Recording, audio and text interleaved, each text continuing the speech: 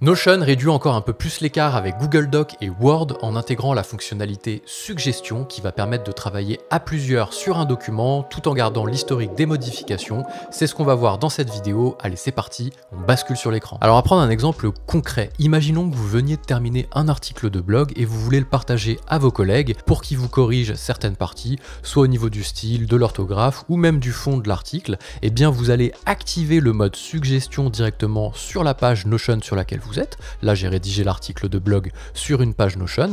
Je vais aller dans les trois petits points en haut à droite et je vais activer le nouveau mode suggestion, suggérer les modifications. Ici, je vais cliquer dessus et là, je vais rentrer en mode suggestion, ce qui veut dire que lorsque je vais partager cet article avec mes collègues qui auront eux-mêmes activé ce mode suggestion, bien entendu, toutes les modifications qui vont être faites ne seront pas directement prises en compte, mais seront en mode suggestion. Je vous montre ici, par exemple, on se rend compte que 24%, c'est pas le bon pourcentage.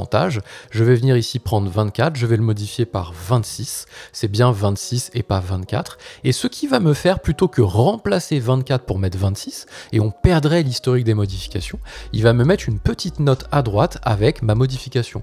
Baptiste a remplacé 24 par 26, et comme ça, la personne qui est à l'origine de la rédaction de l'article pourra ou non valider la modification, la refuser, mettre un commentaire. C'est ce qui permet de travailler à plusieurs sur un document sans pour autant effacer le travail de la personne qui est arrivée juste avant sans garder la trace. Si vous voulez rajouter par exemple un passage entier ici, voilà, par exemple, ça serait bien de mettre en évidence machin bidule, voilà, vous mettez n'importe quoi, qui est en lien avec l'article bien entendu, et bien la personne qui a écrit l'article aura une notification avec l'ajout d'un seul ligne. Ça serait bien de mettre en évidence, avec la possibilité de rajouter du texte, vois ce que tu peux faire à ce niveau-là. Donc là, moi, je suis tout seul, mais on imagine qu'on parle avec plusieurs personnes dans la société. Vois ce que tu peux faire à ce niveau-là, j'envoie le partage, et comme ça, on peut venir interagir. La personne qui reçoit la notification peut elle-même rajouter son petit commentaire, et pourra ensuite accepter cette modification qui a été faite par quelqu'un d'autre, la refuser, ou alors rajouter une réaction en mettant un petit pouce par exemple, voilà, super, merci, je vais regarder, etc. Voilà.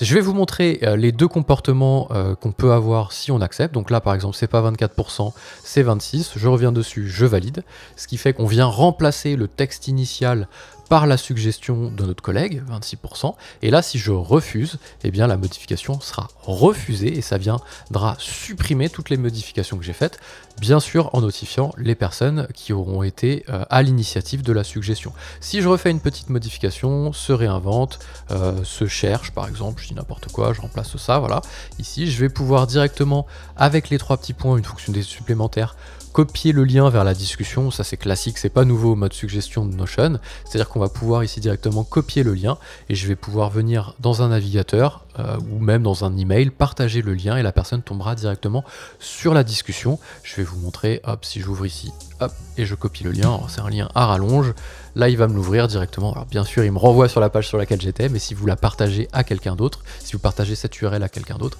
il va tomber directement sur la modification que vous avez faite. Donc en plus, vous pouvez très bien ouvrir un Slack par exemple, puisque Notion n'intègre pas encore, peut-être, on ne sait pas, de chat, de messagerie instantanée dans laquelle on va pouvoir discuter avec ses collègues, à part par commentaire interposé ici.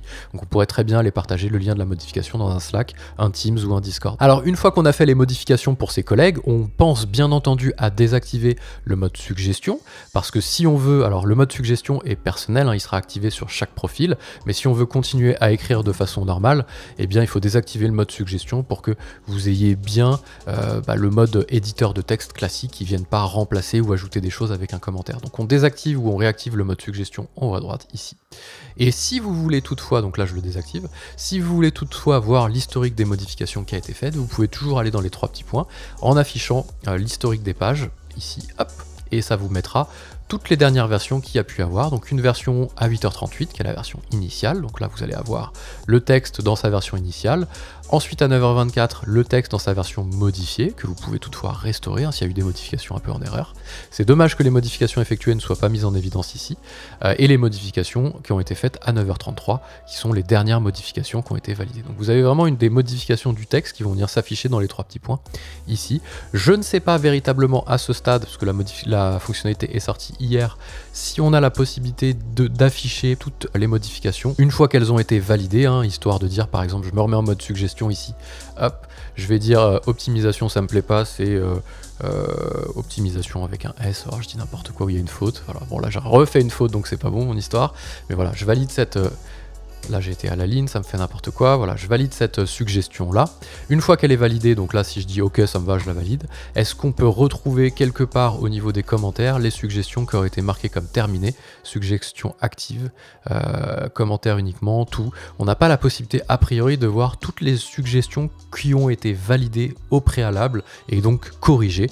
C'est peut-être un petit peu dommage, mais ça devrait arriver je pense dans les prochains jours / semaines, puisque la fonctionnalité encore une fois vient de sortir. Voilà, je le disais en intro, on sent que Notion veut vraiment réduire le gap qu'il y a entre les outils d'éditeur de texte classiques qu'on connaît, Google Doc, Word, pour pouvoir intégrer un maximum d'usages dans Notion directement sans devoir aller dans d'autres outils. On l'a vu avec Notion AI Connector, on l'a vu avec Notion Site, on l'a vu avec Notion page d'accueil, la homepage. Tous ces sujets-là ont été traités en vidéo sur cette chaîne. Je vous invite à aller voir les autres vidéos si vous ne les avez pas vues sur Notion. On sait qu'il y a encore des choses à sortir sur Notion avant la fin de l'été, certaines en bêta, certaines réservées uniquement aux utilisateurs Notion internes qui bossent chez Notion pour pouvoir le bêta tester. Je pense notamment à 2 grandes fonctionnalités qui devraient arriver sans trop de teasing. La fonctionnalité email, un petit peu comme dans Notion Calendar, on peut gérer son calendrier, et bien dans la fonctionnalité email, on pourra gérer ses emails. Et peut-être une fonctionnalité sur une messagerie instantanée qui ressemblerait à un Slack ou à un Teams. Et avec ces 2 fonctionnalités-là, donc c'est encore de la théorie bien sûr, mais si ces 2 fonctionnalités-là sortaient, on n'aurait quasiment plus besoin d'avoir des outils bureautiques classiques comme la suite Office 365 ou la suite Google Workspace. Notion intégrerait vraiment tous les usages et ça ferait vraiment une petite révolution.